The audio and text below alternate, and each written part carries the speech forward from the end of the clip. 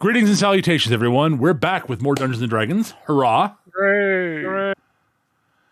All right. Last time, I believe, you guys had left the restaurant at the end of the world and had, or tavern at the end of the world, really, and had walked out the door and fell into a giant underwater lake, ocean, something in the cave. You got to be careful if they're a tavern or a restaurant, because if you say one or the other, then they don't allow people to smoke in it. So, I don't think that's a problem either way, given where it is.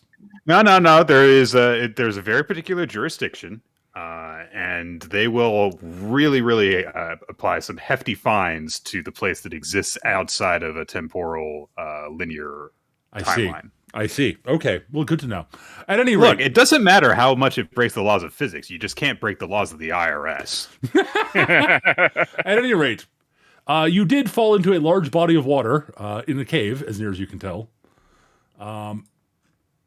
And Cameron seems to have gone poof. This is not at all because Skitch can't make it for the month of March. No, not at all.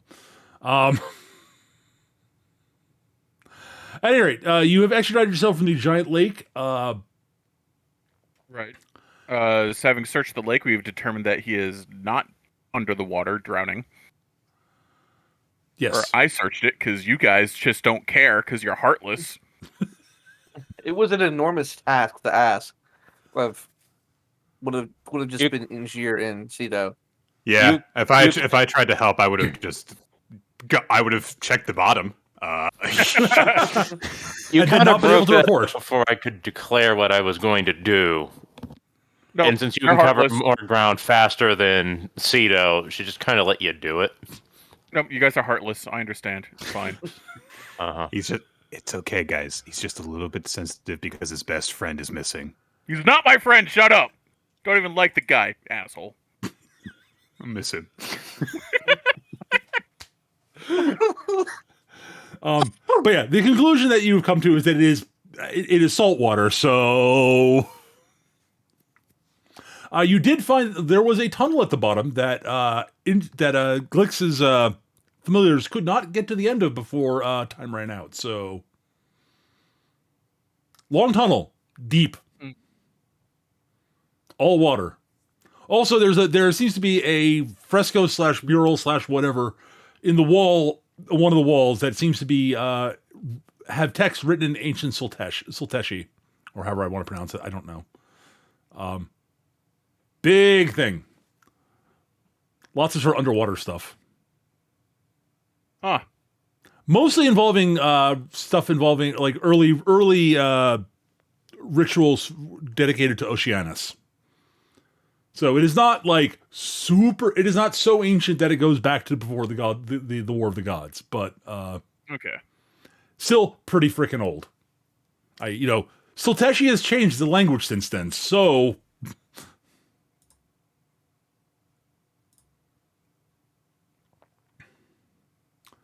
the most notable thing on it, honestly.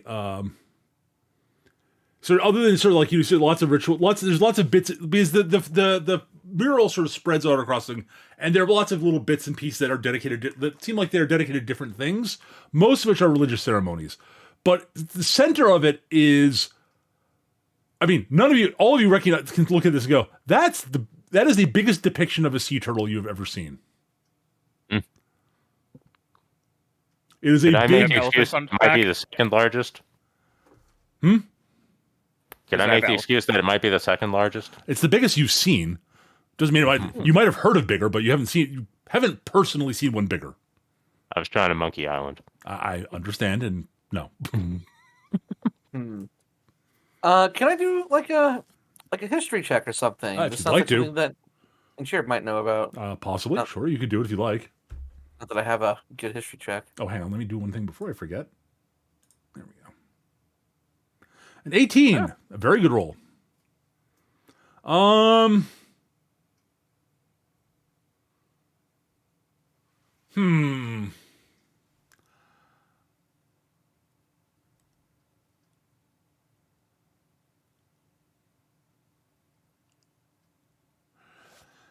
Okay. As far as you are not particularly aware of anything historically, per se. I mean, sea turtles are like, this is something that Kalia, that it's not Kalia, Sito will know. I was going to get to mentioning this. I just hadn't gotten to it because I was about to mention it. Then you meant one big history roll, but like there is like sea turtles are the really big ones, because there are some fairly sizable ones, are often used, they are often domesticated in Sulteshi culture. They're useful because they swim fairly quickly and they swim quite. They are fairly good swimmers, unsurprisingly, and they're large enough that if you need to travel distance, you can sort of hitch a ride easily, and the turtles don't really seem to mind that much. And the domesticated ones actually will be, are steerable and such. So they're a way for underwater conveyance. Giant sea turtle. What? That'd be cool. Feed it giant bugs. Yeah. I shoot in the tube. I mean, like over short distances, a merfolk could probably swim faster than a turtle, but like if you're going long distances, like Yeah.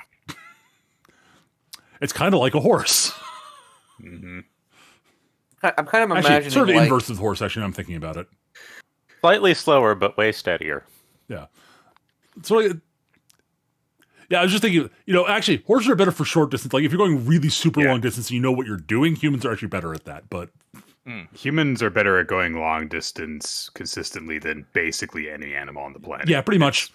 Pretty crazy. Yeah. Yeah, that's why we have cars.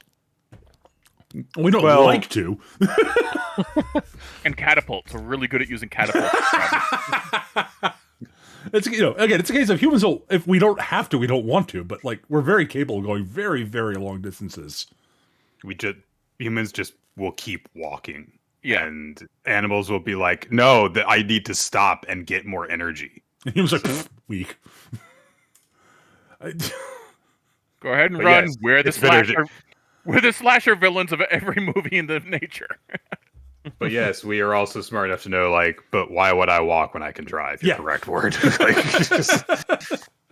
So hence the actual reason that the merfolk use turtles. So really, not the equivalent of turtles, but cars, but slow cars, because underwater. Okay, skateboards. There, so what they are is consistent mass conveyance. You can carry a lot more with a single turtle than you could with a fair number of individuals. With the size of a turtle, yes. Can we go back to travel by siege engine? That just really is fun. I'm That kind of doesn't work as imagining. well underwater, No, doesn't serve, that was- Eric. that was when Hummers were popular. Yeah, I'm kind of imagining like it's actually kind of like real life. There's just like they mapped out like the large underwater currents, and they kind of shoot the turtle into it. I mean, that's one way to do it too. Yeah. Yeah. It was going to comment that while shore walkers have the perception that turtles are quite slow, it's very different down here, and we very much appreciate them. I mean, there are faster animals underwater, but they're a lot harder to hitch a ride Not on. necessarily more useful ones. No. It's like, yeah, sure. A lot of fish can swim faster. You really can't hitch a ride on a fish. I mean, squid are a lot faster, but they're real bastards about it. Also, again, harder to hitch a ride on. Yeah. Or easier, but the ride's shorter. I guess your next best bet would be a large cetacean. But, like, they're arguably too smart.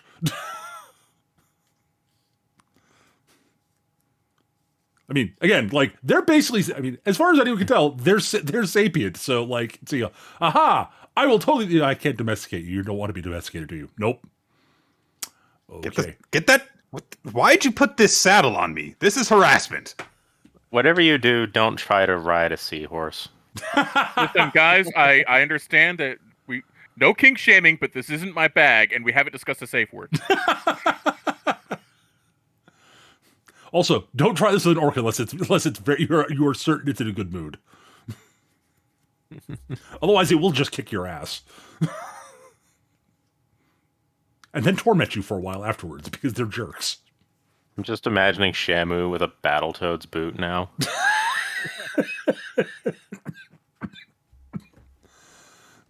Anyways, so yeah, but that's what you see on the mural. But yeah, it's big ass turtle, big ass sea turtle. Though it doesn't. There's something about it that doesn't seem like you're not sure if it's just that it's stylized, a stylization of the art, limitation of the carving techniques, or something else. But it does not look like. It looks a bit different than normal than what your regular old sea turtle looks like. Like its shell looks a little bit. The shell honestly looks a bit too. Honestly, flat. It looks kind of rocky. I would like to make a religion check. Go for it, sure.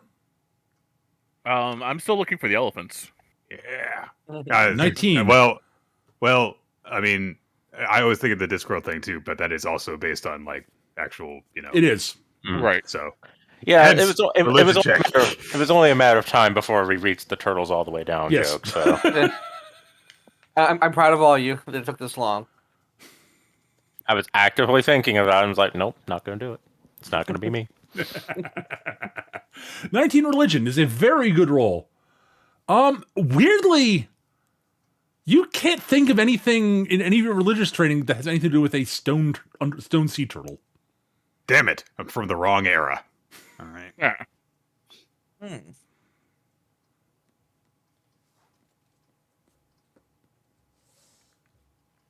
Injure also rolled a history check. by the way. Injure did roll a history check. And Injure does that, which is why Injure knows about the whole sort of connection between sea turtles and the Silteshi. Oh, okay. I only just got the noise for the notification for that just before I made my roll. Oh, so whoops. I thought that Ash had made it recently. Nope, so. that was a little while ago. No. Okay. Yeah, I'm kind of thinking of this moment as like y'all having to make checks about these things, and they're just kind of common knowledge to Cedo. So Cedo's just kind of like going, "Nah, it's about right," or "You're close," and things to that effect. Yeah. And how many? Oh of them yeah, when I had to like explain to you children's friggin' fairy tales for my backstory. Kind of, yeah. Unbeknownst to the party, they stumbled onto a piece of pop art. I will say, word. Yep. At a like the turtles, you get that sort of a similar sense of there's something odd about the turtles, sort of the way the turtles drawn is depicted. Again, it doesn't look like a turtle. Any turtle you've seen. Mm-hmm. Considering where we just came from, it's probably a very older breed of turtle, especially given this mural. I mean, that's also possible. Yeah, sure. Wait. What if we're in the future? That's Stop that. not impossible. I mean, Yeah. I mean, look what happened to Cam. Like, we could be in the future, or the past, or we could have looped all the way from the end of the world all the way back to the beginning. Huh? Yeah. With the current pantheons of gods depicted in this mural. It's Hey, just like I ain't no religious folk, so I don't know. Uh-huh. it's just like if this is the start of history, then who made the mural? Guys in the last history, duh. Time is a donut. Right then. So we have several very long subaquatic corridors. How do we get two of you through them? Should we look around up here first? Maybe there's more tunnels. By my recollection, it was basically like like a mini island in a like domed cavern, and the murals were over on the far walls. Basically, there's a big lake. Hang on, I think I've got. I had not fully described it, but I have something that is sort of appropriate, I think. It's not exactly how I was planning on depicting it, but I kind of like this. So, there we go. All right. I have a dumb idea. Okay. I presume that this is a little brighter than it actually is. It is, but you have no idea how long it took me to find something that was even remotely appropriate. That it was not like flooded with like it was either completely underwater, everything, or had like adventurers wandering across it or such. And like, Yeah, no, I getcha. Yeah. So Injir has an enchanted necklace that will allow him to breathe underwater. Yes. Right. Correct. So if we really end up having no other options, we could have Injir and Sito go through the tunnel together and have Sito bring it back to the other end and basically and it'll be like, the bridge puzzle. I suppose we could do that. On the plus side, Sito is not in favor of this plan, but concedes that it would probably work, provided that there's a sufficient safe haven on the other end. At least there's no fox on either end at the moment. Right. Yes, there would need to be somewhere safe for Injure to hang out. Yeah. For the hour or two that it would take Sito to get back and then come back. If we crossed this water and got a fox, that would be the wrong channel. Mm-hmm. I imagine it would be. Ah, come on, that was a good one. I didn't get it. I didn't get Didn't get it either. Channel of water. Fox News. Oh. Wow. I still don't get it. Okay, so At that point, I'm just going to say, you're not a bard. Ugh. Anywho, You don't get good jokes. Sorry, that's the most Yaskier-like you've been. That's the most what? Yaskier-like. Yeah, it really was. I'm unfamiliar, so. The Witcher. Oh, that explains things. I play good games. I was I haven't played the game. I've just been watching the show. Yeah. There's a show? yep. Yes. Actually pretty damn good. I don't watch TV. Well, it's on Netflix. but It's whatever. not on Anyways, TV. onwards. I call it TV these days in this modern era. Gotcha. So, so that is just like I think our backup idea. Like I said, I'd like when I thought of it as like, yeah, but that'd be really boring. So. It might just be Sito and Injir looking for another place to go in here that isn't through the tunnel. And the other two are going to be on the island for a little bit.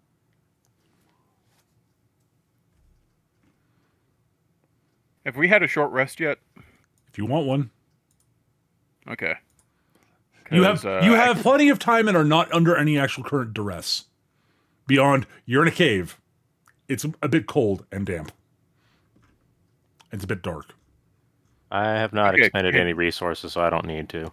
Yeah. Can we see where the walls are?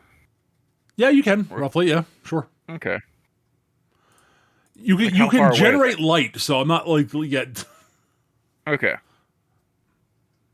Yeah, there's enough. You can through various means. I'm aware that you guys have. You can generate light and see around the place. So I'm not going to worry about it at the moment. Okay. So yes, you can see the wall. You can see other walls. It's a big area, but I mean, and if we really wanted to, like, just go along the top of the water and drag Kalia and Glitz around, like, that's something that it's doable. Like, Injir does have shape water. He could just freeze, a 5 by 5 foot, like, chunk of water into an ice. Oh, make it like an ice float thing. Yeah, and just move that around. So a raft is doable. Sure. We just need to I was figure just out. wondering if there's if we need to explore the edges of the cavern to see if there are any above water tunnels. But if we can see There are none that are blindingly obvious, but you'd want to sort of. There might be like hidden passageways or something. Who knows? Clearly, there's something. There's been actual like work done up here beyond just like the mural and such. Like it's not just like like the cavern. Like the edges of the shore are too smooth for it to be a naturally occurring cavern. Entirely natural. The cavern is a naturally occurring cavern, or it seems that way. But everything seems a bit too manufactured, I guess. Yeah, everything's a little too neat for it to be 100% Yes. natural. So this is a point that at some point, this is a location that at some point was of a degree of significance. Yes. But has since fallen out of such favor, most likely. I will try recasting Flock of Familiars, but getting I don't Getting the know. above water. Yeah, getting owls or something that can see in the dark and has good Bats. perception. Bats are excellent. Yes. All right, We'll summon a bunch of bats and send them to go explore above the water, see if All they right. can't find anything. All right. Interesting. Bats. Squeaky, squeaky. Squeaky, Yeah, it's squeaky. not echolocations. They're gonna be good. Yeah, down I'm here. thinking about the Yeah. implication of the echolocation at the moment. Give me a second. Brain processing. It was at this moment they found out they were inside a whale. No, you're not inside a whale. This I It's a promise lobster. you. We're inside a lobster. No, you do not have an apparatus to qualish.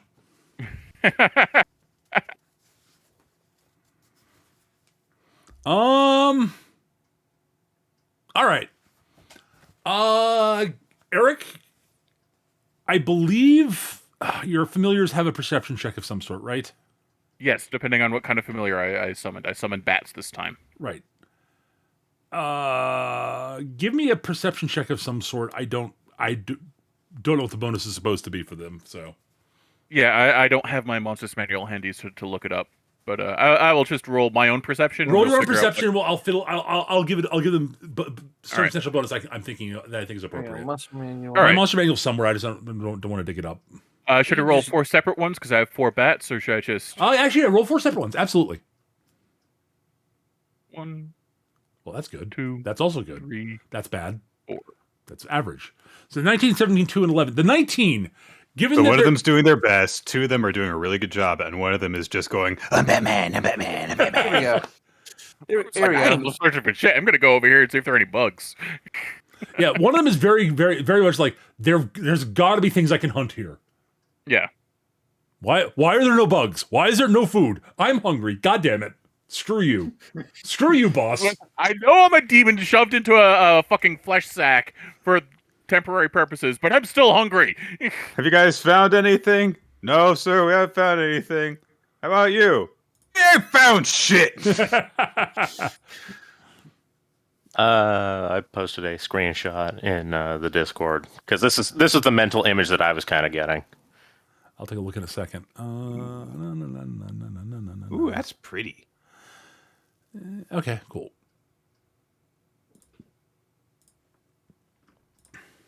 Oh, very nice. Yes. Yeah, 14's a pretty game, Oh, FF14 is a gorgeous game. There's literally no arguing that. In and my they're making personal they're going to be making graphical improvements. Cool. All right. So, Eric, No goblins. Yes. your bat of number of 19. Yes. All right. So, honestly, the 17 probably would have got it, but I'm giving it to bat 1 because rolled Okay. better. Between sort of their natural sort of the bat reports that on one of the walls, like it's basically they all report, yeah, the walls are all solid, but bat 1 says, aha, but the wall over there, off to the quote north, end quote, Right. it noticed a very sort of faint sort of feel like it felt like there's sort of a draft near one of the walls off there, off to the north. And the wall felt like it might be it felt like the echolocation from it was different. Like But it there's almost something sounded over like there. it was like it almost sounded like there was a hollow behind it. Like, the difference between hitting a solid wall and hitting something with, Right. it's not like it had a different effect, bounce back effect, At different resonance. different resonance. Right. Yes. Yeah, it might be something over there. I'll point in the direction that the bat indicates. By the way, the direction you point in is off towards the big mural.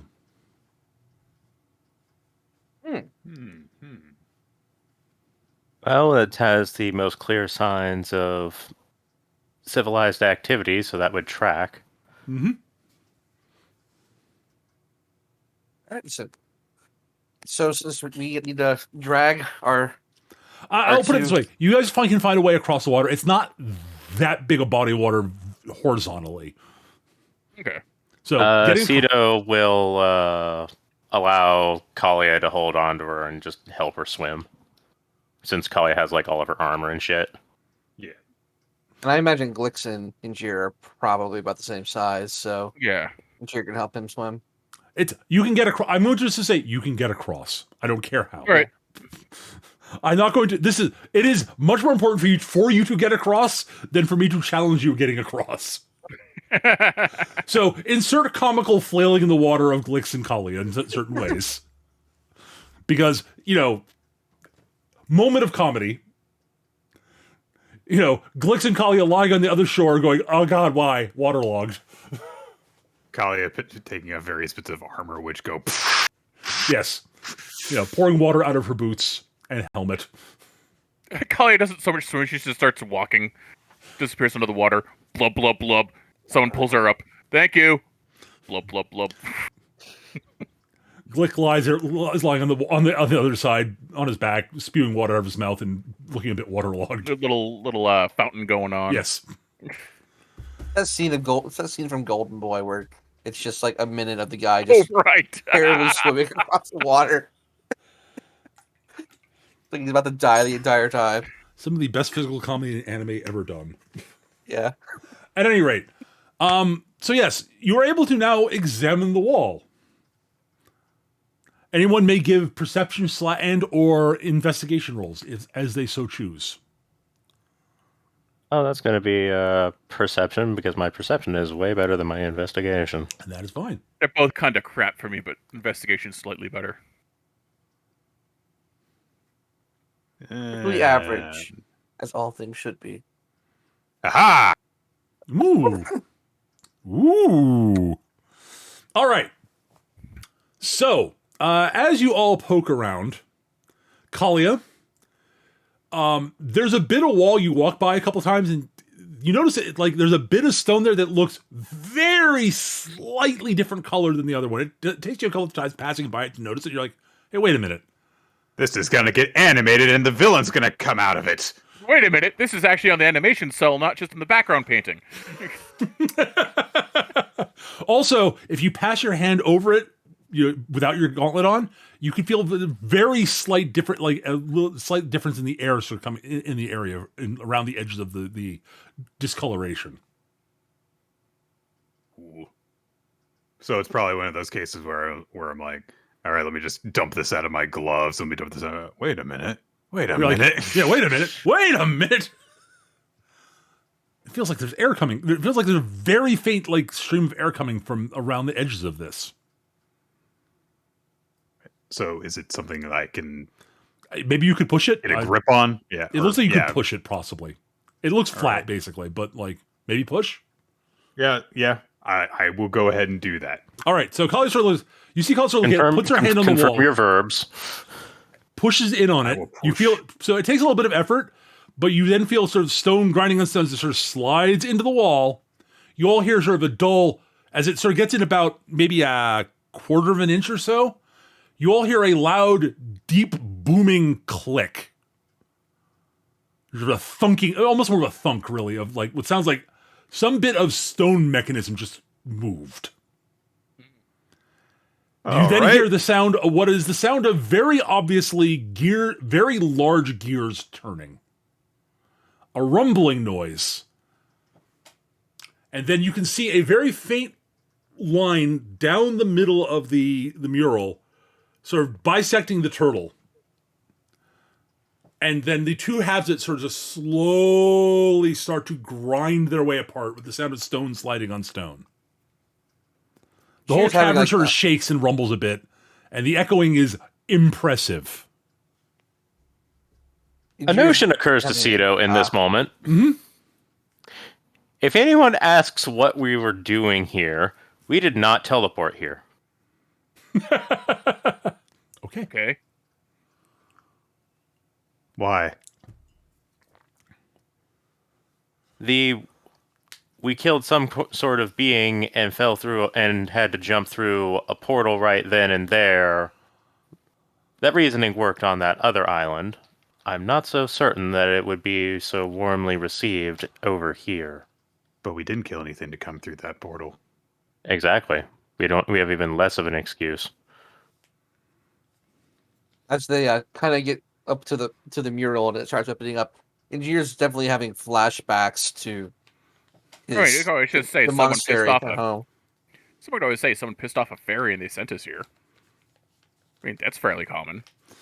That might have actually been what happened, given that you are in our company.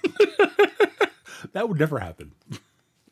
Also, we did happen to run into a member of the Fey Council before we ended up here.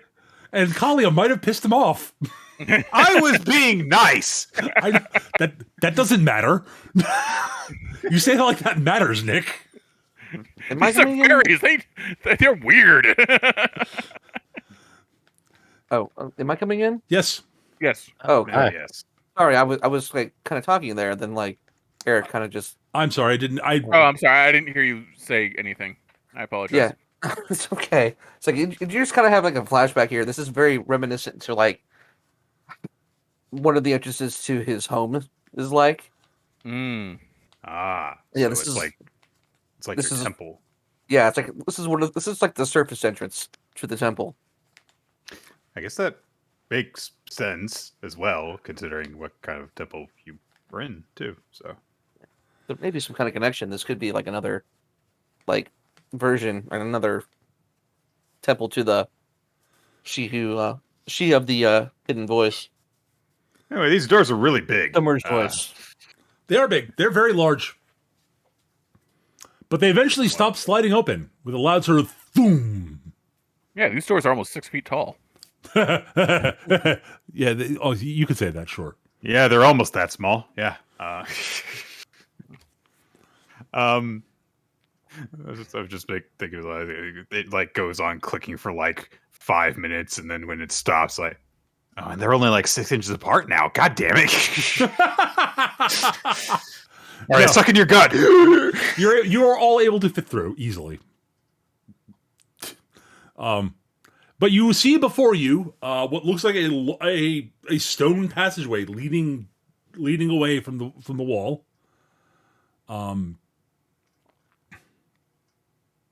You have no idea how much I've resisted making a portal reference there and have there be like a little room behind there with a very small normal door. But I decided that was Don't silly. panic, but you might have a very slight, severe case of brain damage. Fortunately, that's not the case. But no, it's a big sort of hallway. It's a tunnel. Like, it's not even like a hallway. It's just a flat out tunnel. And you notice that there are small motes of sort of glowing. Basically, there are sections along the wall that are glowing, and they are. Cito recognized them immediately as a type of plant life that just bioluminesces, that had been sort of very carefully arranged in areas to be sort of self-sustaining and to provide enough light to see down the hallway. It's very clearly they're intentionally placed, and they're in sort of little sort of what look like almost like planters to degree for where they grow. I have no idea how they are sort of, maintained, but they're there and they seem to be in good shape and providing enough light to see down the hall, down at least a fair way ahead of you. You can see sort of the glowing bits at regular intervals down the tunnel.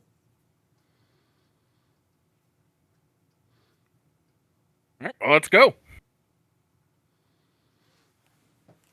That seems to be our best option. Okay, you head down the tunnel, and as you walk down, it's very very echoey. It being a giant stone tunnel. Oh, remember, the story is Kalia accidentally pissed off as she's princeling any sentence here. Sure, why not? Yeah, okay, whatever, Glyx. But you eventually get down to what you get to a large room, a large sort of circular room.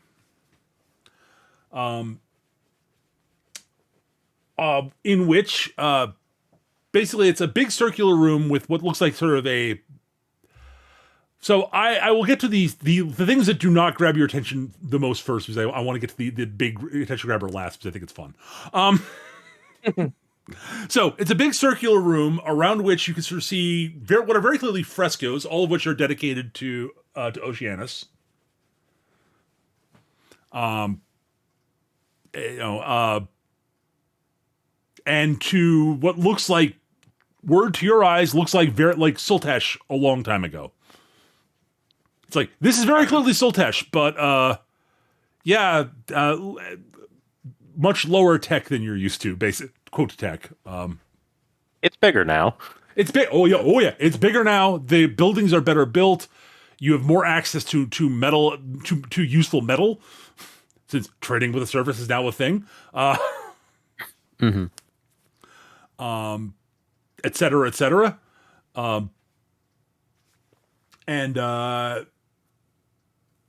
There's a lot, like the depicted weaponry all look like sort of the traditional old sort of bone and stone weaponry that that's mostly used in ceremonial stuff now, because you have access to much more useful weaponry. Stuff that doesn't break as easily, basically. But it's a very, very nicely done mural. There's sort of what look like they look like at first look like there's several sort of like almost like altars in sort of a basically about 3/4 of a circle. Basically, there's the part that faces the tunnel, and then it's sort of ringing it is sort of a sort of a raised sort of railing almost with a regularly spaced what look like altars around it. But in the middle, which is what captures your attention the most, is a slightly raised plinth upon which rests a giant stone turtle shell. Huh.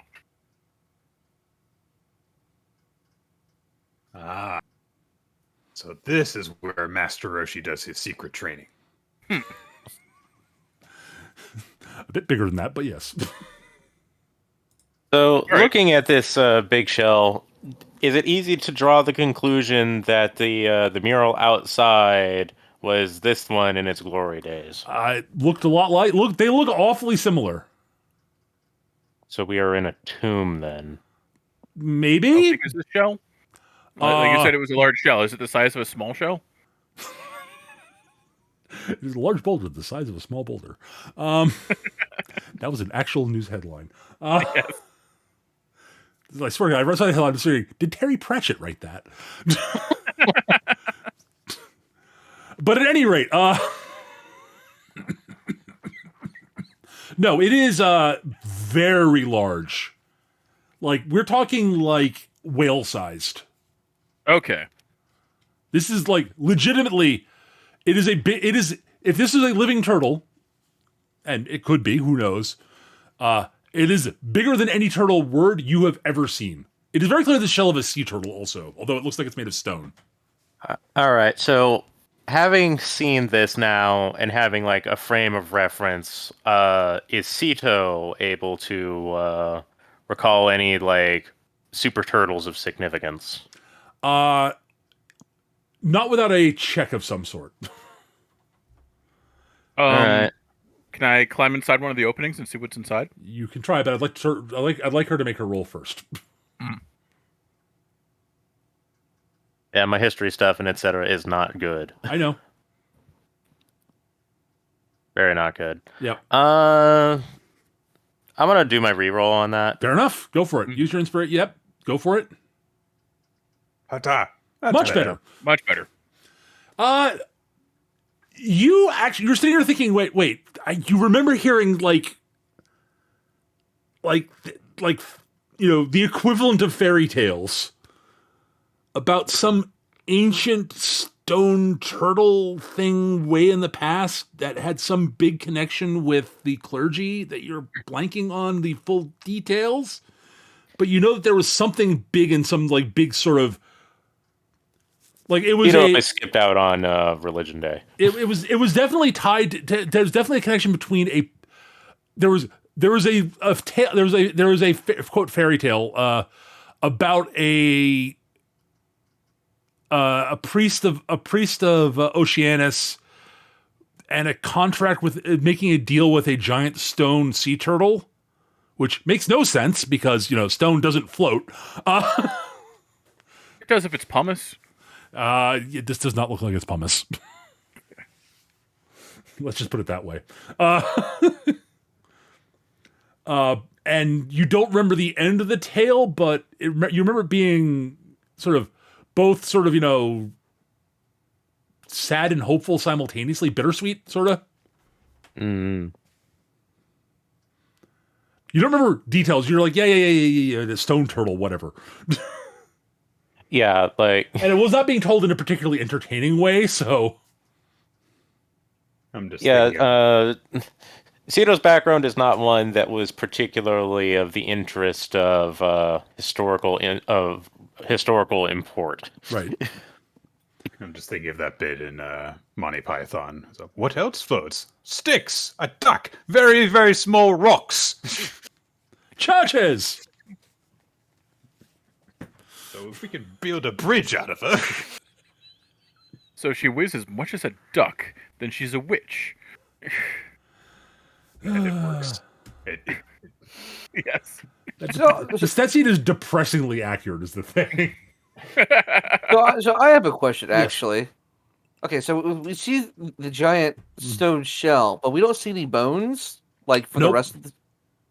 Huh. That's kind of... So, Eric, you said Blix wants to climb in? Yeah, I want to see what's inside the shell. All right, you poke your head in through the first opening you see, which is where the head would be. And right. You come up to what looks like a very... Not too far in, you actually see a large turtle head with its eyes closed, seemingly made of rock. Aww. Giant turtle. Pull my head out. I think he's sleeping. Wait. Do you mean that sincerely? Or dead. But that was the question, yes. I'm assuming he doesn't look very decayed or anything. Nope. Looks like it's made of rock. There's a rock turtle head in there. With its eyes closed. So maybe it's not rock, maybe it's just rock-like. Cito will slither to the side of the entrance, not like directly in front of it, because if what happens, if what she thinks is going to happen is happen, she doesn't want to be in the way. Yeah, you don't want. Hopefully, it's not a giant snapping turtle. Yeah. Yeah, I'm going to climb up onto the shell so I don't get bit. And speaking in Soltesh with like the oldest vernacular that she can accurately rendition. Okay. The alphabet. Yeah, something like that. She will basically bid it wake up. Okay.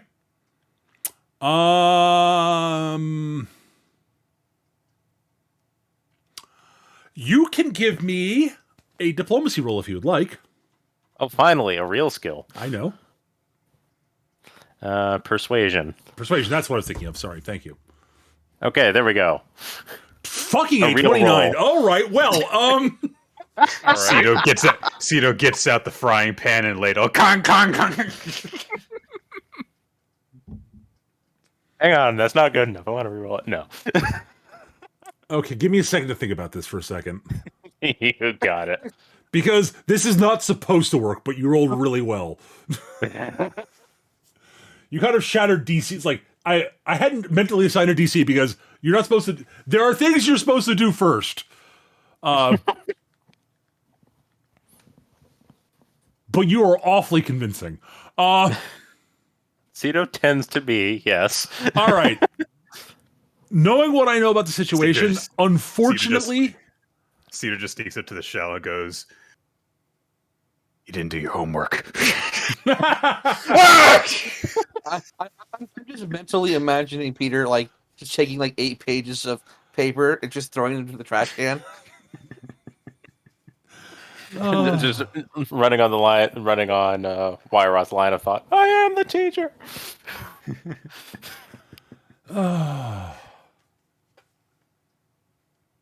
You're late for school. Oh my god, wait. I've already graduated from school. Wait, I'm the teacher. Wait a minute, I'm 2,000 years old. You're a hell of a teacher. I haven't been in high school for 500 years. All right. I hate to say it. Okay, so I gave you a roll because I need to give you some cookie for actually making a good roll. There is no obvious effect. Okay. There will be effect, but it will not be an obvious one. But yes, you are. I'm going to take this as hearing Cedo's voice inspires good dreams and will be in a pleasant mood upon waking up. Something along those lines, actually, yes, is what I was thinking of. It is going to be better disposed to you when you find the way to awaken it. Because yes, it is not dead. You guys have sussed that out. I'm not surprised. Yeah, I suppose outwardly there's like a bit of like a snore to confirm that it is. Actually, sure, yeah. You actually, yes. You actually hear sort of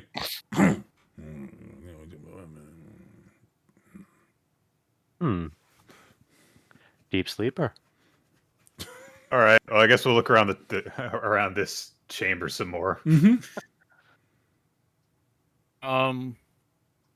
I'll start banging on the pots and pans. I would disadvise that. He's sitting there with the pot and pan in one hand. Wait, why?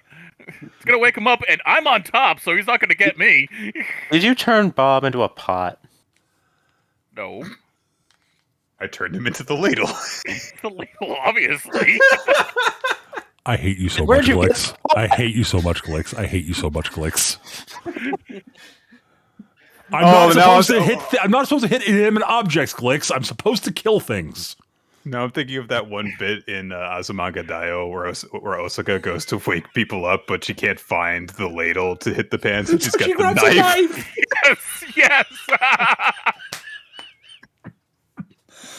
Oh, Azumanga Daioh is so good. Oh my god. Anyways, so yeah, if you're banging the pot on the pan seems to have no obvious effect, Eric. It's a very heavy sleeper. Literally. I mean, technically, yeah, you're right. It is actually very heavy. You are correct, and it is asleep. All right. Not what I meant, but okay.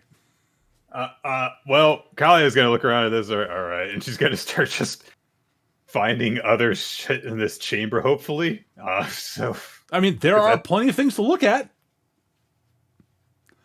there light for here? instance, yes, actually, as I mentioned, there are the bioluminescent plants that are all glowing Oh, the around the bioluminescent place. plants. All right, yes. Okay. I wasn't sure if that was just in Kalia, the tunnel. you do notice that as you're walking around, you give me a perception check first. okay. I had my one good perception for the session, so Fair enough. I'm okay if I don't find No, anything. 10's plenty for this. Okay, cool. Because it's not hidden. Not particularly hidden. But yeah, as you walk around, you sort of walk by the first of the things that look like altars, and you see a stone slab with something written on it in a language you don't recognize unless you can read Silteshi. Nope. So you look at it, you go, huh? Read it, get over here. The text on that looks a lot like the text that was on the mural. All right. Well, I'm going to start looking for something to push then. 'Cause that's how I saw the last one. Push on the plaque, nothing happens. Oh, damn it! No matter how much I walk around this room pressing A, nothing is interactable. Not for you. Well, there's your press problem. X You're to supposed to pay press respect. spacebar. Sorry, was that Eric? Press X to pay respects. No. That's This would be an old game. You'd press spacebar to open doors. Oh, okay. Plus, Oh, Eric, that's it's my F, problem. F is for respect, X is for doubt, Eric. Oh, that's right. You're right. Oh, that's my problem. This game isn't controller compatible. No. Don't be ridiculous. It's old gamepad compatible. You know, the ones that had like 2 buttons and neither had a label. Oh, geez. The Gravis gamepad. There, 4 Word buttons. knows exactly what the one I was talking about, too. Sweet. Yep. It had 4 Think about buttons. that. Yeah, that is I something had that I one never. of those. That's something I never considered before. The fact that if you go back far enough, it's like just joysticks and controllers just didn't have buttons on them. It didn't have labeled buttons. I Nope, should they say. didn't. You had to just know which button was. Yep. Yeah, because in like the configs, it would just come up as like joystick / pad button 0, 1, 2, 3. And it was But just you like- could have it was- different. The thing was, you could have different types of joysticks, Mhm. and then you just have to know which button was which. was which. No, I mean yeah. like, you were in the config. You press a thing, and it would say, Yes. this button is this one. Yep. So, yeah, you pull. You push the joystick button, and it would say, that was button 0. It was okay, cool. Yes. It's the one. It was the one that was most on the left. Yep. Oh my god! But at any rate, enough old video game nostalgia. Yeah. I remember we had a joystick that we would play like X-Wing and stuff with, and I swear that you could murder someone with it. It's so huge. Oh my God. So Cito is going to notice Kalia starting to fidget about an Yep. area in particular, and will make her way over. Well, as I said, And- you see the same thing Kalia sees, but you can actually read it. Mm-hmm. And Reading Cito will it commence. is very that clearly effort. a ritual. More accurately, it is very clearly the text of a ritual of some sort. And as looking at it, you realize that it is page 1 of 6. Oh, good. Note there are 6 altars in the room. Oh, okay.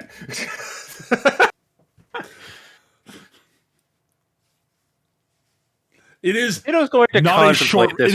It is not a short text ritual. Cito's going to contemplate this for a moment. Namely, that. Sorry, no. there are technically there are 7. There are 7 of them in the room. 7 altars in the room. So here's my question. Mm-hmm. Considering the species involved here, Mm-hmm. are there at least aquatic channels behind the altars to get to them without having to go over land? Oh, to get in here?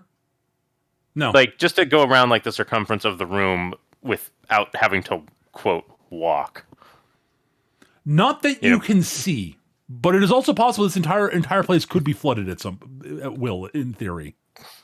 You don't know. Like the walls, it's like, it's laid out the way you would expect the sort of the interior of a Sulteshi temple to be, but there's no water, which seems really weird to you. Yeah, I was just like thinking about that. It's like, like- okay, hang on. Like, why would they slither from one altar to another? That makes no It's damn a sense. really good question. Like everything about this is like, why is this set up this way? It's like, well, perhaps Biggie over there knows. Biggie Stones. All right. Grumbling a bit at having to, round the circumference of this room, not only to do all 6, but also figure out which one is next in the sequence. On the plus side, it turns out they were smart, and it's just go clockwise. Okay. It was either going to be clockwise or counterclockwise. I would be grumpy if I picked wrong. No, it's basically okay. This is very clearly the first of them because it's very clearly the beginning of a ritual, and the one That's to the left. That you just keep going. Go if you just keep moving, because that one's at the lower left of the end, the left side of the bottom of the circle, the partial circle. And if you just keep going to the next one on that side, that it's very clear that it continues from where the last one left off. Right. Like, the thing that she's grumbling about here is that she can't delegate the others to confirm which one is next before she goes to it, because she's the only one who can read this. So she gets over there, finds out it's number 2, and she's like, oh, good. That's going to make things easier. It's like, I didn't pick the wrong one. I don't have to double back and look like an ass. It does make things easier. The other thing you are pretty sure about is that as you're sort of scouting around, that it looks like you probably have to do the ritual, do the ritual from the middle the one altar that doesn't have any text on it, which is the one sort of middle between this left and right sets of 3. Right. Cito is going. Also, I'm going to say something that's going to make you sad. The stones in which the text is written cannot be picked up. Oh, I had no expectation of that. I'm just saying. In fact, I was about to address a similar matter. Cito is going to call over Ingir, whom she knows has pen and quill. Uh-huh. Yes, it does. All right, stenographer, take this down. And she's basically going to read the text and have, Ingir quickly convey, like, the more demonstrative points, but it's also going to have him more accurately take down the, any kind of vocal components of the whole thing, so that by the time we lap this entire freaking place, we will have the broad to-do, and Cito will have everything she needs to know in a more portable format. Jir is just doing his best. He's got his notes out. He's got his charcoal pen out. He's taking all these notes. He's so happy that he's finally getting to use his waterproof pen and papers. After Like he's totally got like a waterproof case for that stuff. Oh hell yeah. He's not stupid. He comes from a temple that's literally underwater and damped. So yeah, there's a reason why even if Kalia did carry pen and quill, that she's going to Ingir instead. Yeah. I mean, Kalia has made a bit of a habit of doing like charcoal rubbings of various things. Mm-hmm. Yeah. Some which may be a little damp now. Yeah, Ingir is both topographically appropriate and the closest thing we have to a scribe. Ergo. Fair. I'm just using the shell as bongos. I'm still on top of the shell, mind you. Looks is keeping himself entertained by. Cito is probably going to like stabbing something. Cito is probably going to be annoyed with Glix doing that, not because of the tremendous disrespect being displayed to a very venerable sea creature, but because his beat is out of time. Oh, it's completely out of time. Are you kidding? This is goblin music. Music in quotes. he's just scatting up there. It's just You don't have to. You need not be concerned about the sea worms. It's a post. I get it. I'm glad you got it. Play without rhythm, and you won't attract the worms. Yep. Oh, yeah. Sorry, took me a while there. I'm doing all these jokes today. That's one that took longer to land for me than it should have. Honestly. Yeah. And of course, the reason that I know that because I've never watched or read Dune. Oh, it's because of the Weapon song. of choice. Yeah, Weapon of choice. I'm real pleased with that one. They're doing lines of cinnamon so that I can see time.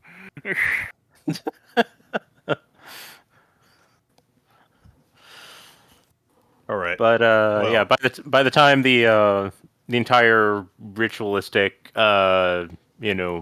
motions and vocal components have been taken note of. I imagine it probably takes more than one piece of paper. It does. Yeah. Cedo and Ninja will probably be at the final altar, and she'll be looking it all over. It's Yep. like she was reading it along the way, obviously, Right. but having like everything right in front of her, that makes it kind of easier to frame. Much easier. So it's going to take you a little while to actually go through the whole ritual, because of course it is. Why would this be fast? I mean, turtle. Good point.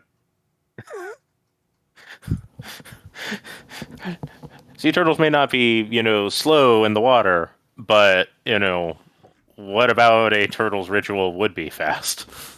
Ha. Well, I might want to get to the pizza really quickly. Yeah, but the flock of familiars weren't rats, so... I mean, they could be. My son. No, you see, it's Teenage Mutant Ninja Rats, and it's with the inverse. It's entirely the inverse. Oh, jeez. The Sifu's the turtle, and the rats are the students. I mean, come on. Master Shard. Yes. Yeah. Well done. At any rate, all right, so you sort of look over the notes for the ritual. I'm guessing you don't actually have something for me to read out. Oh God, here. no. The one other thing you are able to note about this is it requires percussion accompaniment. Huh? Can you actually play in time over there? Okay. It's a traditional goblin song. Well, we're not in goblin territory. Well, whose fault is that? Not mine. That's irrelevant. Yes or no? Can you play in time? Of Here. course I can play in time. Good enough.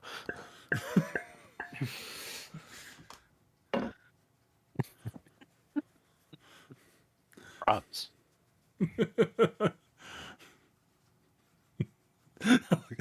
Getting the most that she's going to get out of Glix over there. I will start playing YYZ on the turtle shell. No. Eric, you are no Neil Peart. Which is why I'm playing YYZ. You are a terrible person. At any rate, yes. Glix is able to provide the appropriate percussion backing eventually. Has to wait till it gets out of the opener into the main melody. Parts of that song are not incredibly complex. Parts. At any rate, give me a performance check, Word. Glix, also give me a performance check. I do. Oh boy.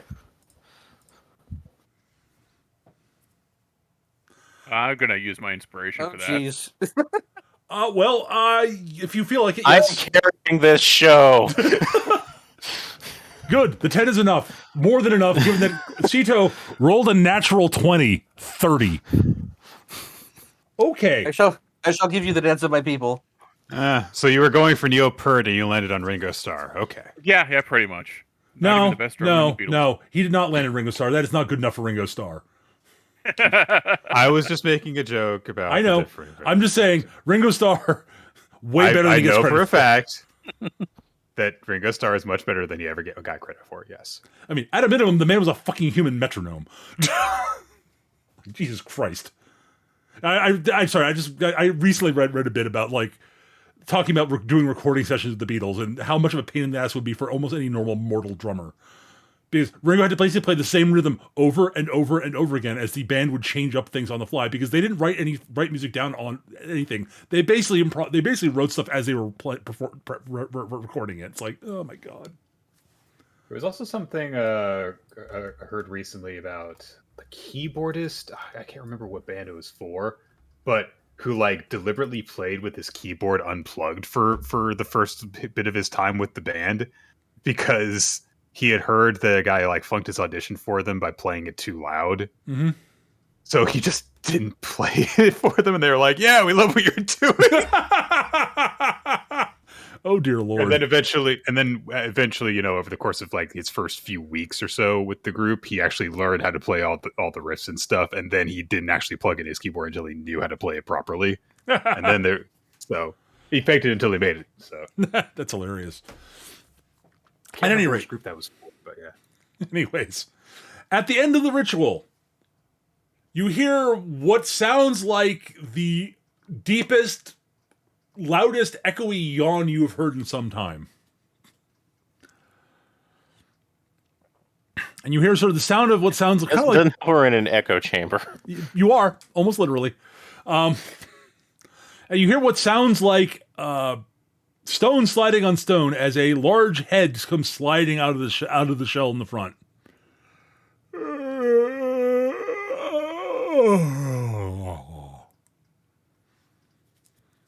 And it proceeds to start speaking in ancient Silteshi. So none of y'all understand except for word. Oh, that was really that. Oh. Who rouses me from my slumber?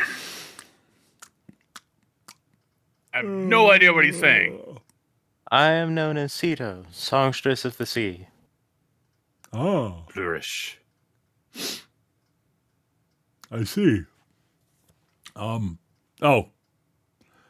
Would you mind walking around in front? It's a bit hard to turn around. Oh. And I'm waking up. Yeah. Also, is there someone sitting on my back? No. I'm standing. Wait, He was just going to improvise a cane and just pull Glix off.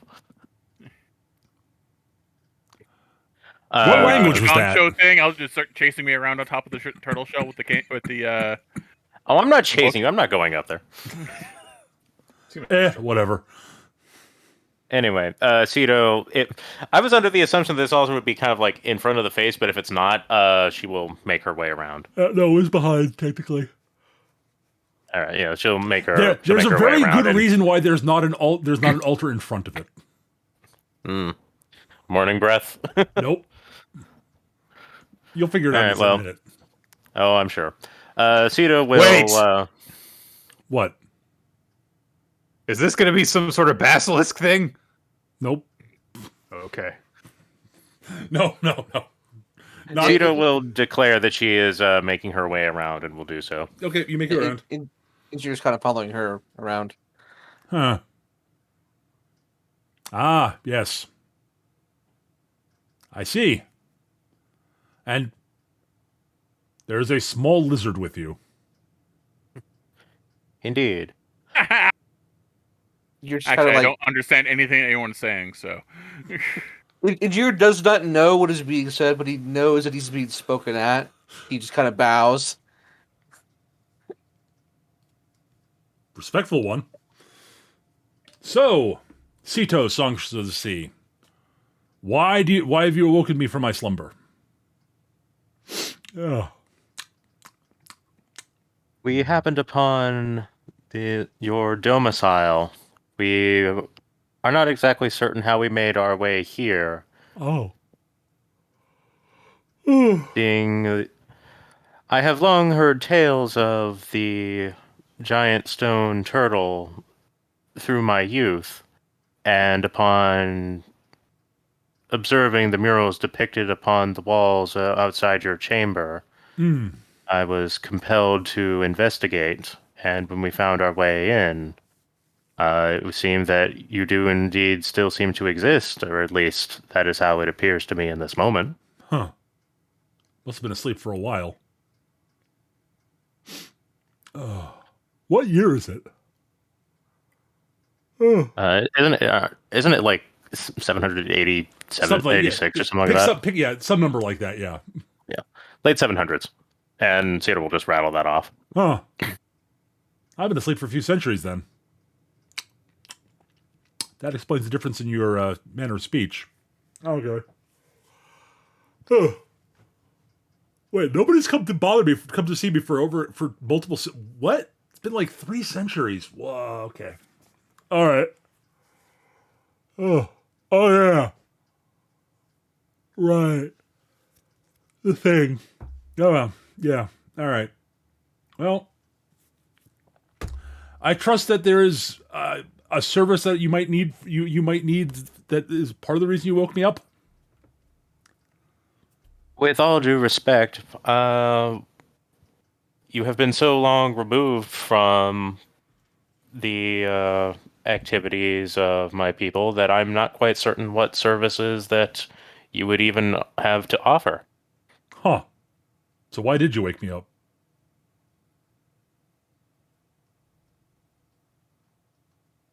Well, as said, we happened upon your domicile, and knowing of the legends, well,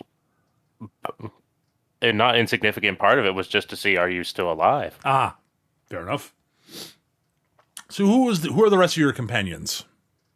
Get them in front. I would like to see them. Cito will tell Glix that the turtle wishes to, actually see everyone, so please come down. He's not gonna try to bite me, is he? I can't guarantee that, but I imagine cooperating would be better than not.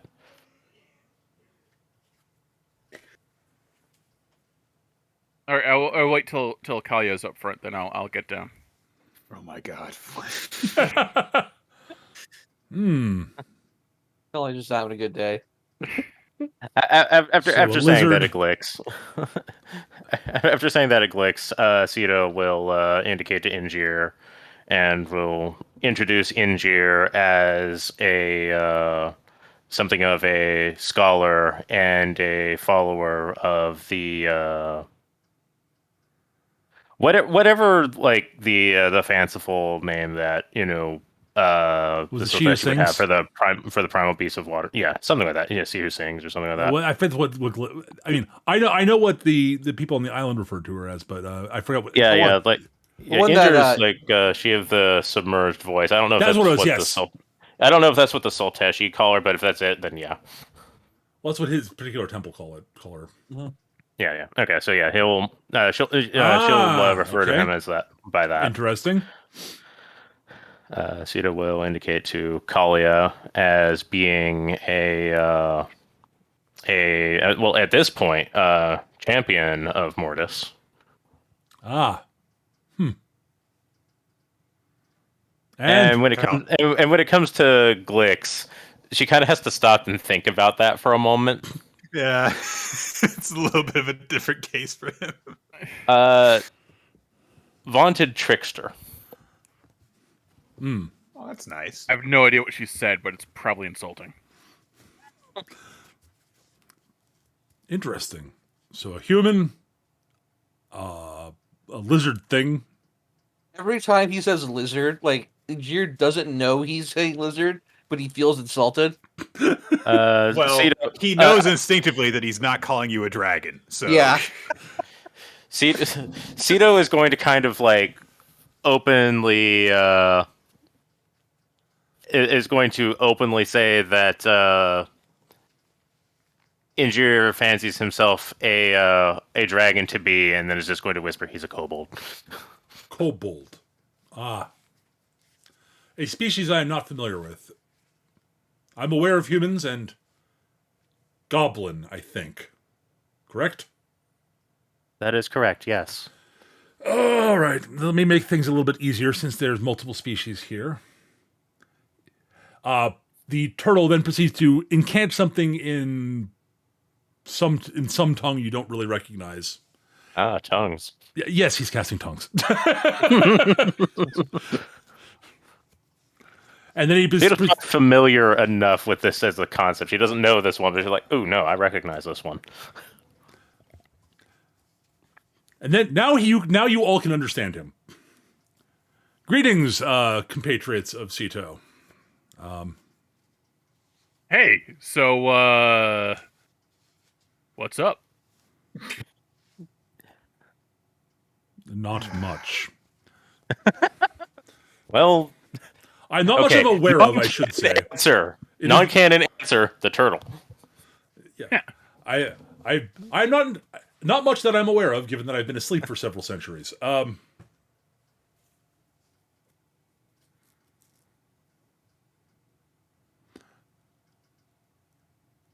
So I guess you know the area like pretty well, right? I used to. So Unless you know how it depends on how much has changed in the past 3 centuries. On that subject, I've found this whole structure rather curious. It is dry in here, and yet, considering the manner of conveyance of yourself and my people, I would expect that this whole chamber would usually be filled with water, and yet it is not. And when it is if it is necessary, it can be. But for the length of sleep that I was going to be doing, it is preferable that it is there's air. So then you did go to sleep with the intention of it being a long rest, well- but perhaps not so long. No, I was. Yeah, you are correct.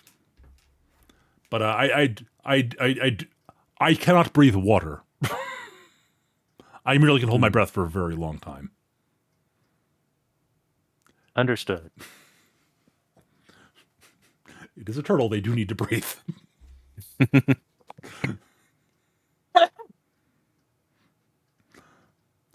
So it can be filled with water, but yeah. Also, I can move down the hallway ahead. I am capable of moving on land, just slowly. right. So that brings us to our question. How do we get out? How did you get in? That's a really good question. You don't know the answer to it. Nope. We have theories. Ah. So did you just appear in this appear in here just out of nowhere? That is That would be the pretty summation much, of yeah. it, yes. that would be technically correct. Yes. Huh. I've not seen that happen before, and that's saying something.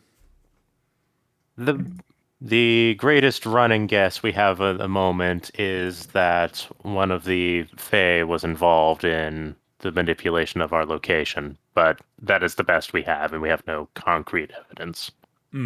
Well, that does sound like something a fairy would do.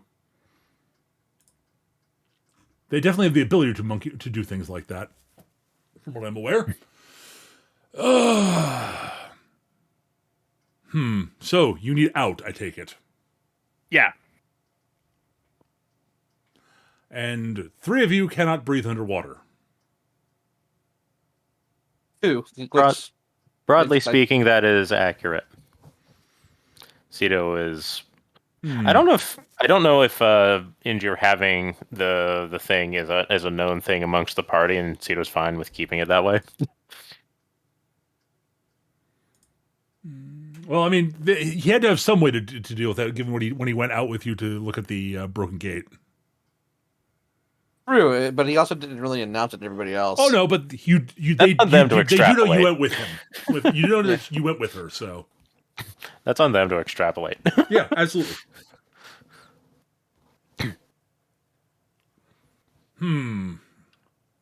Well, I can easily convey you all out of here if need some way for you to not drown.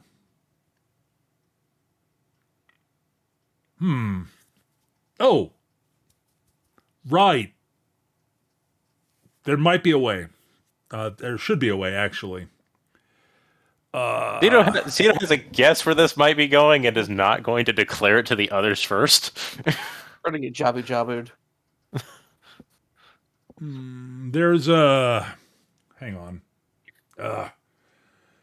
Would one of you go behind to the altar behind me? There should be, if you look under it, there should be a switch.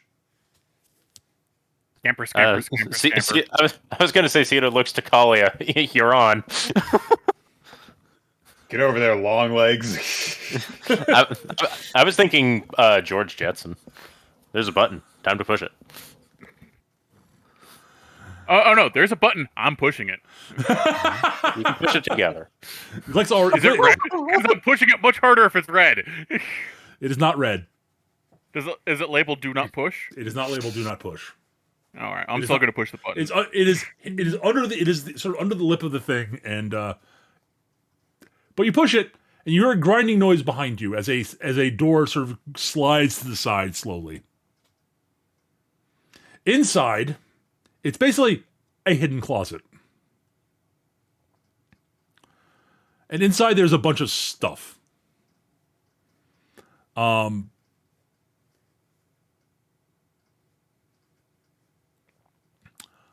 Most notable in there are on one. There's a shelf which has a series of has several large sort of spherical gel-like things, sort of spherical, somewhat spherical gel-like things that are sort of that are just completely transparent, that are just sort of sitting there on the shelf.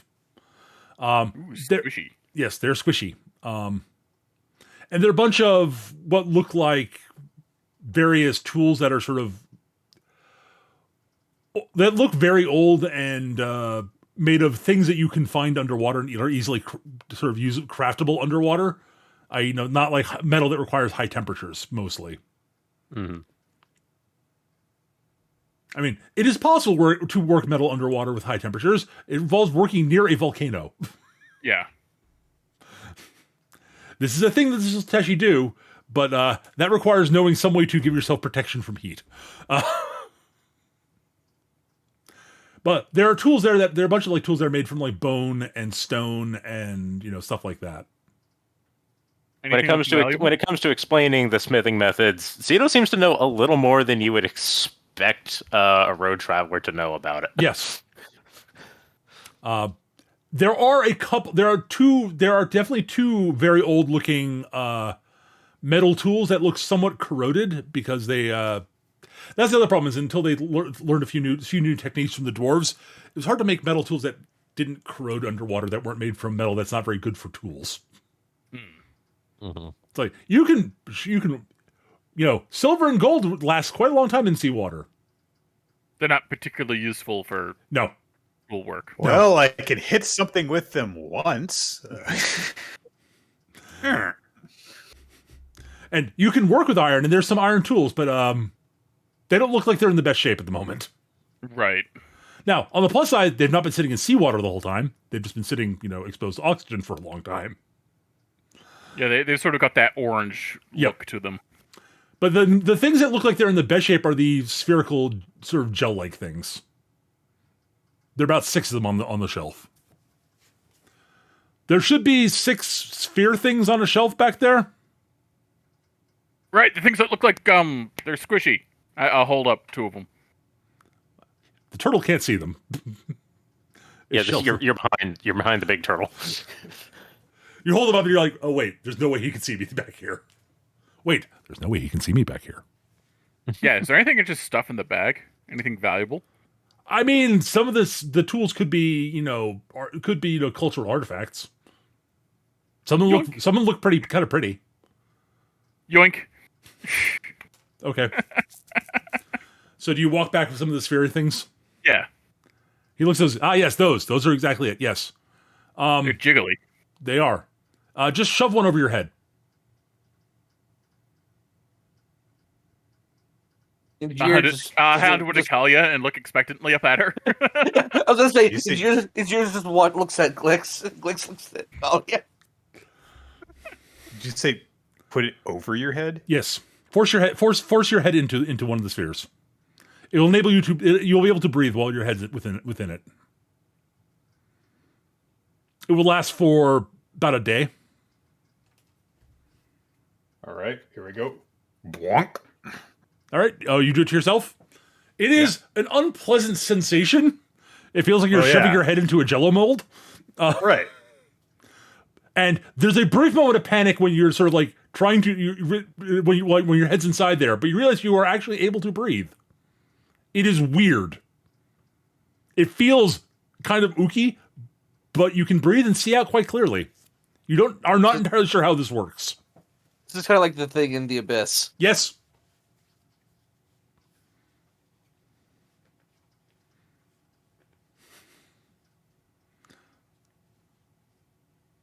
Are you going to try to say anything, Kalia? Well, I can breathe. You all can make out roughly what she's saying, but it's sort of muffled and sounds weird. But you can make it out effectively. Yes. Your voice will travel better underwater. So yes, you should all get those on. While you're doing that, I will start moving towards the water. Thank you very much for your assistance. Big flippers emerging from the shells. From the shell.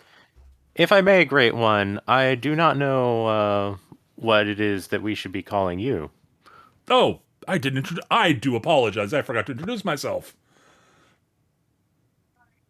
I'm Atrox. Atrox the Mighty. Atrox the Wise is another one of my titles. But Atrox, you may just call me Atrox. Thank you very much for your assistance, Great Atrox. Oh, you were quite welcome. I'm awake now. I might as well do something. And helping you seems like not a terrible thing. Now, if you'll excuse me, I have a hallway to slump down. I am mighty. And now he moves like a sea turtle across a beach down the hallway. Slowly. All right, let's keep our eyes out for seagulls. So Injir takes a quick moment and goes back to where the where the rest of those little helmets are, and he grabs an extra one in case they find Cameron along the way. Just take all of them. If they last for a day, then having spares would be good. Mm-hmm. Not a bad idea.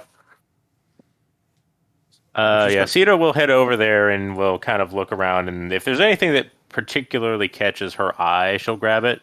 In particular, the metalworks would have her attention. There's none that look like they're particularly notable. Like the iron ones look like oh, this is examples of early ironwork from my people. Neat. Yeah, like she's not looking for practicality. Oh, yeah, she is actually. Well, they were probably practical back in the day. Immediate. Yeah, like not immediately useful. I know. That's not her concern. But yeah, there also looks like there are a few other tools of various sorts, but yeah, nothing like is it. Yeah, they're the metal ones look the most interesting to you. Yeah. They by the way, they were not. They did not look like they were of obvious significance to you, Glix. They did not look like they were like ritualistic or anything like that, and they were just in terrible shape. So, yeah, Cedar will collect the iron weapons and some of the more comprehensible, the iron tools and some of the more comprehensible other metallic works. Sure. And it's just going to kind of wrap them in, kind of a bag. Sure. All right. After it takes Atrox about an hour or so to get down the hall. Because it's a bit of not an hour's bit, maybe half an hour. He eventually gets moving a bit more quickly. Once he gets once he gets out of the chamber, because now he's got full room to move his flippers at full drag, and he is immensely strong. Mm-hmm. I mean, he's got to move his entire stone bulk down the hallway, and he does slide across the floor better than you think he would. Mm-hmm. It is less like a turtle trying to move itself over sand, and yeah, there's more purchase. Weirdly, it's also like there seems to be like the bottom of the shelf seems to have less friction than you would expect, honestly, with the floor. Shell wax.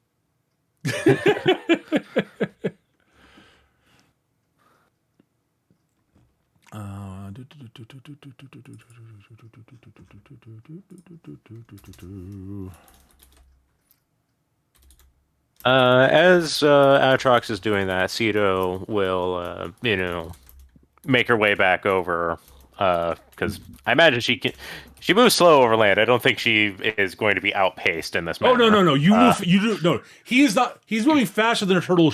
A turtle would be on land. Most sea turtles would on land, but that's still not as fast as you can move. Move Turtles are- 10 instead of move 5. Basically, yeah. Yeah. So yes, after she collects the metalworks of interest, she will head back over and basically state, seeing as how we don't know how we managed to arrive here, I presume that you still know the way to Saltesh?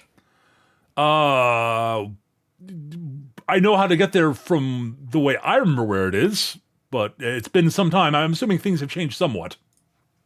Well, I can say it's larger, but Oh, that'll speed things up then, don't hopefully. Assuming they I don't expanded think- in the direction of here. I don't imagine that the city has relocated at any point. I've not heard anything about that, though I admit. Well, in that I'm case, I should be able not to a get. historian. In that case, I should be able to get you there easily. Wonderful. That would be a stellar first destination. Ah, okay, no problem. Oh, and even if assuming it's larger, I should be able to get you there easily within time before your friends run out of oxygen. They should in fact We're have bringing the spares just in case. That is a good thing. Then you will have there will be no breathing troubles whatsoever unless you guys decide to stay down here longer than we have those. And I'm hoping that your people have more of those in town. Yes, civilization has a more long form answer. Yes. Ah, excellent, good. All right, up, humph.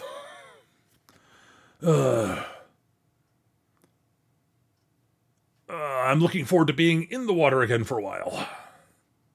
I can imagine.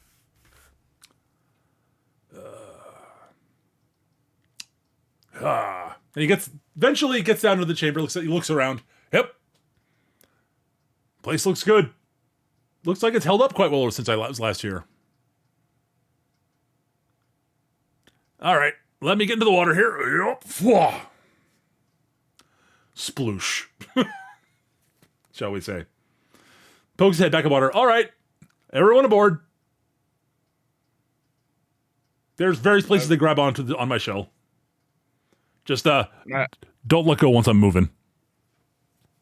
Gotcha. I'll put the bubble on my head and grab a position up front. All right. I've provided appropriate musical accompaniment. He incants something. Before he dives back under, he incants another spell of some sort, and then dives down. And on the plus side, you realize that what he's done is he's created sort of a little force bubble around the top of his shell where you guys are. Sort of. Water passes through it, but it doesn't you don't see it still seems to be filled with water, but it doesn't it seems that the water as he swims is not slamming into you. So that's a plus. Kind of like a slipstream sort of thing. Basically, yes. On the plus side, so he still doesn't recommend letting go because you might fall out. If something he needs to move or dodge rapidly, you might fall outside the sphere, and that would suck. I know what visualization Ash is probably having in this moment. Yeah. And the turtle dives down, and it gets pretty dark. And he heads into the tunnel. And, yeah, you're genuinely surprised at how quickly he's moving. He's moving faster than most of the sea turtles you're used to, Sito. On the other hand, this dude is huge. Yeah. Yeah, basically it's, big sweep of fins, surge forward. Yeah, I think it's, everyone else is really surprised. Cena was like, okay, this is a little more than I was expecting, but I'm not that surprised. Like, you are all used to, those of you who have been at sea at all have seen sea turtles swimming, and they can move at a reasonable clip. At least, what you've seen of them. But, yeah. This dude can move. This guy can haul butt when he wants to. And he travels through the tunnel fairly... It takes a while to get through the tunnel, even at the pace he's moving at. All right. Now that we're in his environment, he'll never see this coming. Now let's attack him. If you want to, you could. I do not recommend it. For a very simple reason. I've not read up many stats for him. Because I did not think you would attack him. He's done nothing but help us. We can't trust him. Like, I can envision Eric doing comedic attacking, but like beyond that, like, but not like actual intent to take him out. Yeah. But yeah. So, you emerge from the tunnel into the water, and you are in the great big ocean. Ooh. Yeah, Sito, this is not an area of the ocean you recognize, but in certain terms of like, it's like, yeah, this is not specifically an area you've been to before. But it definitely looks like the oceans you're used to. Like, it's not like this specific area is not familiar, but there's a sort of overall, yep, this is the area, part of the ocean where Sultesh is somewhere nearby. Mm-hmm. And Yeah, like the kind of like, quote, mountains, as it were, and etc. I was like, oh, these look kind of familiar. Yep. Very well. Hang on. It's going to be a bit of a trip, but we should be there within half a day or so, I would suspect. And whoomph. And he sets off, and basically he sort of swims to the water in a way, sort of a lot the way sort of like, big birds tend to travel long distances. They don't flap a lot, they tend to glide. He sort of almost glides through the water for long distances between strokes. So he's not moving quite as fast as he could, but you get the impression he can keep this up basically indefinitely.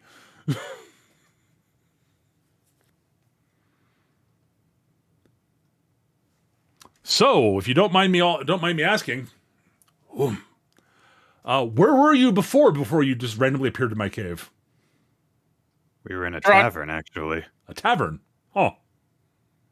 Indeed. So you walked out of a tavern and into an undersea cave. It was quite the transition. I can only imagine. As we said, we believe there was some Fey involvement. Yeah, fair enough. So have the four of you been traveling together for long? Oh, wow. A few weeks. Month and a half, maybe.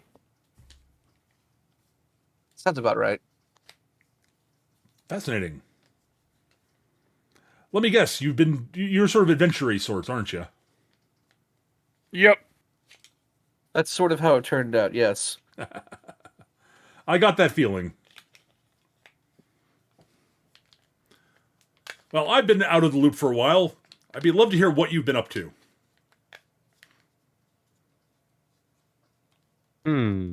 Well, we fought some crazy cultists that were making zombies. And then we killed a tree, and it sent us to an island where we fought some more crazy cultists and a dead guy. He was undead. And then we found a door to a restaurant, so we went in there, and we had a really good meal, and then we fell out into your pool, and that's what happened. That is the short of it, yes. Our adventure was a tad more wondrous. We did see a great many impressive sights and beasts. I hit on a really sexy pirate, and she shot me down. At least you understand that is what happened. She wasn't really receiving anyone. I made a pass at her as well. I'm convinced it's just that she likes legs, and you don't have any, and I have short ones. I think she just wasn't seeking a relationship. Talking about a relationship. Perhaps that is the other reason she shot you down.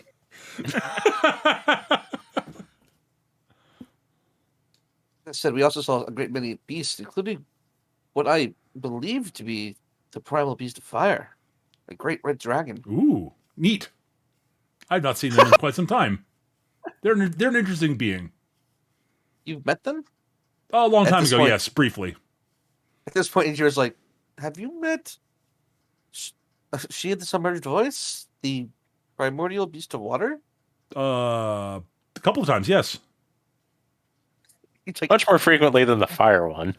Shocking, I know. and you're just like, what's she like?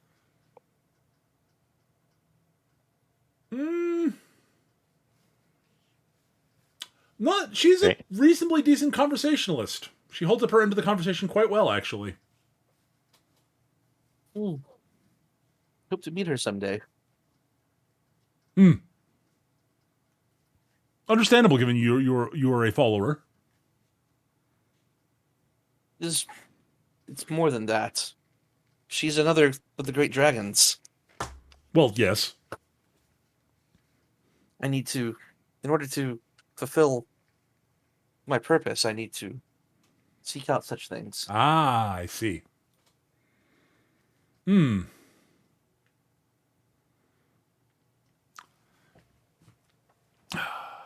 Well, I can't help you with meeting her. I do not know where she resides. She comes and goes as she pleases, as it were. Or at least she used to. I have no idea where she is now. I do know where a very large ancient sea dragon is, of sorts. Though he is decidedly grumpy. And is very much not fond, very, very much not fond of surface dwellers. So he's not going to give his treasure then? No. Oh, all right. In my experience, it is a rare dragon that does. That would be accurate, yes. At least in my experience. Hey, it's not outside the realm of possibility. We could meet a dragon that wants to give us treasure. After doing some favors, perhaps. It's just the very specific wording that you stepped away from a dragon that wants to give us presents. Oh, welcome. This was for you. My head was just my head just went to like a red dragon with a Santa hat. Yeah. Just get there. There is a giant pile of treasure, but there is a much bigger Christmas tree towering over it. I didn't find a tree that big.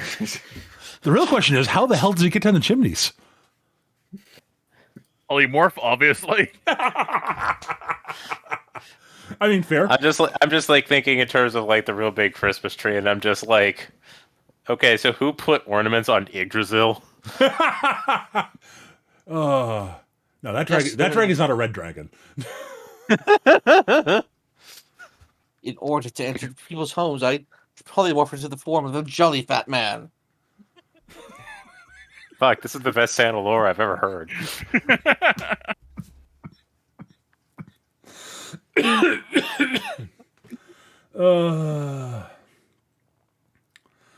God, that reminds. Okay, I'm gonna share a quick story because I want to share it. That I know Eric has heard.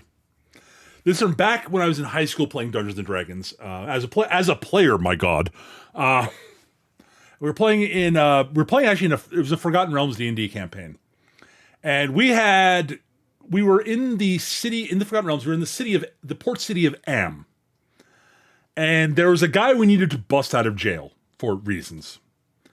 And we were trying to come up with ways to do it, and we decided that one possible way would be to sort of incite a populist uprising against the leaders of the city to create sort of street rioting in the streets as a distraction. But we've tried to figure out a way to do it. And we're like, so what we need to do is we need to distribute, if we could bribe them, but that would involve distributing gold to virtually all the workers of the city in one night so we could get this done quickly. How can we do? How are we able to just? The only way we could do this if we were like, what, gentlemen, what we need is Santa Claus. At which point, our DM proceeded to pipe up dessert, going, "Ho ho ho! Revolt against your leaders! Ho ho ho! Revolt against your leaders!" And just the image of populist uprising communist Santa just is one that I always knew Santa was red. I mean, yeah, Carl Kringle. Carl Kringle. I love the Carl Kringle. Yes. I just love it conceptually. The whole thing. It was one of those moments that just. Jeez. No, I'm just like thinking of Santa like just brandishing a Molotov, all happy. Ho, ho, ho. The only struggle is a class struggle. Ho, ho. Your eggnog, children. Whoosh. All right. What were we Anywho. talking about? Sorry. I were- derailed things. My bad. We were chilling with the giant turtle. Yes. I'd like to imagine that like half of this is like some like this turtle just talking about like the dream that they had. We have no idea what the fuck is going on, but it's entertaining, so we don't care. Who is Santa? What is he talking about? I don't Santa's know. another fey prince. He's kind of a jerk. Like, he seems nice, but he gives you presents, and with fairies, presents are always an obligation, so you gotta watch out. Sounds like he's these giant red claws, too. He does have giant red claws. And reindeer. Yeah. I don't mean like the Arctic animal. I mean deer made out of rain and lightning. You're made out of rain. I like that a lot. Rudolph's got just like ball lightning. Anyway, so the turtle's asking us questions about like what we've been up to, Yep. and we're like giving, kind of vague-ish answers. Yep, that's fine. What else has been going on in the world over the past 3 centuries that I might be interested in knowing? I'm curious. Seattle's probably the most well-traveled of the group, followed by Oh, Kalia. Yeah, so actually, more specifically, so what's Soltesh like these days, Sito? Okay, now there's a question. That's actually something I like. It's like, he probably would things he would probably want to know. Cedar will give a quick rundown of the current state of things, the last couple of changes of rule over, like the last, couple of generations that, she knows, she knows of, not necessarily a ton about, but, is just going to kind of like go about that, and is also going to mention, the ongoing dealings with Cardul, because Cardul can't really, do its thing with us, so it deigns to trade with us instead, and we're the only ones who, are actually open to that otherwise with them. And so, Well, most of the people a learned. contentious point that we have. Most other nations have learned what happens when you try to trade with Cardul. They eventually go to war with you. Yeah, and so, she basically comes to the head point of, everyone trades with Soltesh, but everyone also knows that Soltesh trades with everyone. And, there's, there are perceptions about that. Mm-hmm. Understandable. Well, I mean, they aren't interesting.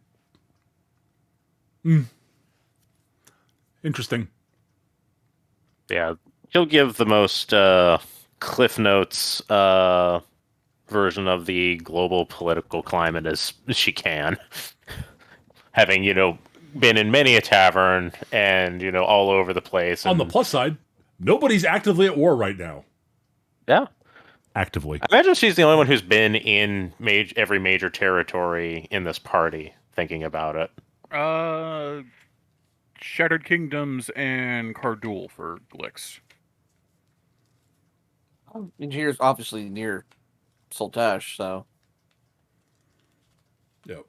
And Kali's mostly been on the northern continent, correct? Yeah.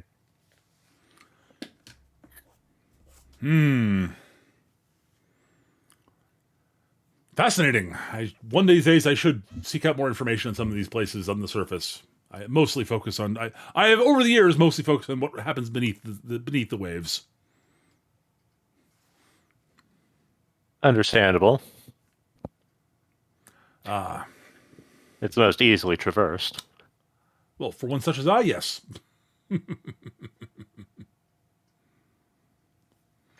All right. We'll make an offhanded comment about the most absolute cruel joke of an invention that the Shorewalkers came up with when she mentions stairs.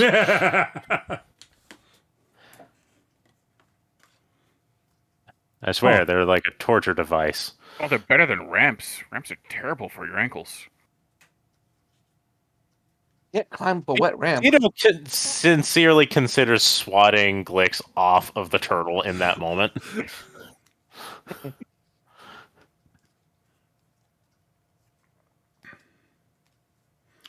But yes, for those who have functional ankles and knees, stairs are better. You're Turns less out, likely to slip off them in the rain. also true. There's a reason they were invented. Unfortunately, they are not good for people those who slither. Or with wheelchairs. Also true. Or yeah. That's kind of been like a subtle exploration on the subject of my part with Cedo. She, in that sense, she kind of is in that camp. Oh yeah, sure, Because absolutely. she can't walk. Yeah, no, I get it, and I agree. As I said, they're great for people with functional ankles and knees. Yes. Like why they were built, but like yes, obvious. Well, it should be more obvious than that, but you know. Anyways, onwards. Because I want to get to a point before I forget to get to there. So you do travel through the ocean eventually. So your conversation goes on. The one thing you notice is Atrox doesn't seem to be particularly talkative about itself or things it knows at the moment, at least. Mm-hmm. It's mostly pumping you for information about what's going on now, basically. Right. Yeah, Cedo will occasionally try to squeak in a question about, like the myths, really, that she's heard about, the great stone turtle and how he, helped, a great queen of the past, etc. And, kind of wants to know about that. I would say that most of the tales that you've heard, much like many old tales, there's much truth to them, but there's also, they've probably changed somewhat over the years. I've no doubt. Yeah, so I would say there's a good bet that between 50 and 75% of the tales are true. But I would say no more than that. Probably closer to the 50. Well, I would be fascinated to know whatever you'd be willing to tell me. I mean, there's not much to tell. I mean, I've been around a long time. I have done my small part to help out Sultesh in some situations. It is true. I have helped out the ruling family at least on one occasion. Mostly, I've helped out a few members of the clergy of Oceanus when they had some issues with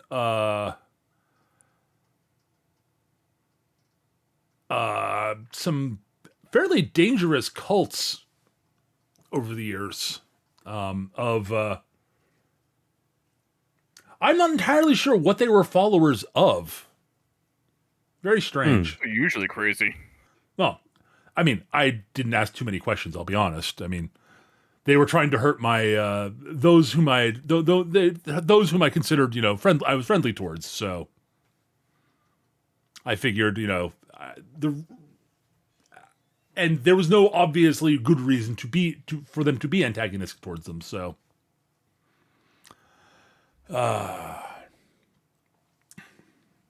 Well, it is good to know that when all their other resources failed them, that royals can call upon the wisdom and strength of an ancient being to bail them out of trouble. well, I've helped many. I've helped. It is true. I have helped. As I said, I've helped them, but mostly in the guise of making sure to help Sultesh as a whole. But yes, I see. I can understand where you're coming from on that, I guess. But as I said, I've mostly helped the clergy. Bitter. Well, the clergy are the ones I know best. They're the ones I've interacted with the most. She has no comment on that part. I figured. But yes, I have assisted the royal family on a request or two. And I've helped these. I've done what I can to help the entirety of Sultesh on more than a few occasions. But it's been some time. Anyways, we're beginning to approach the outskirts of Sultesh, from what I can see. well, let's make for the final push. It begins to pick up a little bit of speed. And as Atrox approaches, you notice there are people. You do all notice that there are merfolk out and about. Some of whom are being, sort of riding on the backs, sort of riding along with some sea turtles and such. You are in the sort of you are in the fringe, the outskirts of the capital of Soltesh. There are a lot of sort of. I will say everyone should give me a perception check, actually. Right. Perceptron. As we go down the highway on the functional equivalent of a stretch limo monster truck. All right, guys. Whoever gets the high roll gets to call for the punch buggy. I guess you call for the that's punch you. buggy. Blue punch buggy, no punch back. Kalia, you actually rolled well enough. You did roll well enough, actually, to notice that there are some looks of like, what the fuck is that on several people's faces. For what it's worth, my passive is 14. That's not high enough, so. Okay. It appears that It appears that there are many people of Soltesh who have not been around for a few hundred years. Shocking, I know. Oh, I could have told you that. And as you sort of reach the sort of beginning of the city proper, Atrox starts slowing down because there is a wall of what looks like, well, Sito, you recognize them as the armed forces, basically. A kaiju! Yep. Cito will advise Atrox to slow down. He was already doing that. He's like, there are a lot of people in front of me. I should probably slow down so I don't run into them. Yeah, like, slow down more than that. So you see what looks like the armed forces, and they basically are just saying, a giant monster! Be prepared, folks! And that is where we're going to end the session. Because I think that's a good visual to end on. As you know, as the defenders of Soltesh look up as what is basically Gamera comes swimming up. But don't they know that Gamera is made of turtle meat? He is really neat. I mean, yes, but that's our friended children everywhere. Do they look like children, Eric? If we need children, I mean, we could just eat children, yeah. But that's going to do it for this episode, folks. Thank you so much for watching. If you're enjoying us on YouTube, like, share, subscribe, etc. You know the deal. Comments, all good stuff. And hopefully we'll be back next week with the continuation of this. And that's going to do it. Thanks for watching on YouTube, everybody. For YouTube, thanks for watching. We'll see you guys soon. Take care, everybody. Bye-bye. Bye. Bye.